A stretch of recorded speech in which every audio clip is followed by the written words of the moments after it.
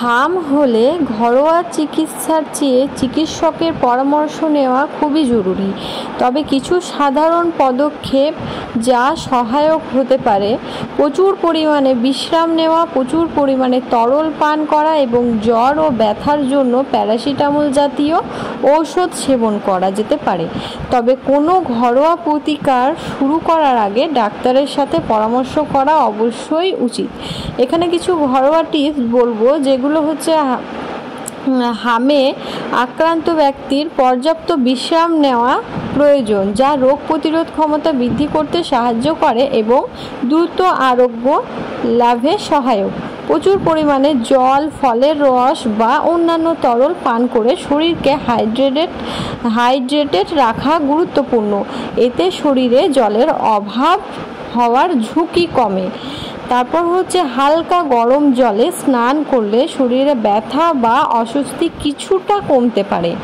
কপালে ঠান্ডা জলের পট্টি রাখলে জ্বর কমাতে সাহায্য করে যদি জ্বর আসে। তো ভিটামিন সি রোগ প্রতিরোধ ক্ষমতা বাড়াতে সাহায্য করে, তাই কমলা লেবুর রস, তারপর ভিটামিন সি সমৃদ্ধ খাবার গ্রহণ করা ভালো, যেমন কমলা লেবুর রস, পেঁপে, পেয়ারা ইত্যাদি।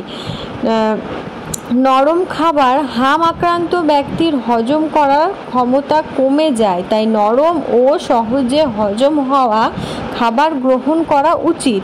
তবে মনে রাখতে হবে, এই টিপসগুলি শুধুমাত্র উপসর্গগুলির উপশম করতে সাহায্য করে। রোগ নিরাময়ের জন্য ডাক্তারের পরামর্শ নেওয়া অবশ্যই জরুরি।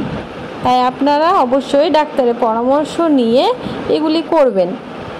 আর হাম হলে বাচ্চাদের কিন্তু কোনো রকম মোটা পোশাক পরাবেন না, একদম পাতলা কটনের পোশাক, ঢিলাঢালা পোশাক পরাবেন।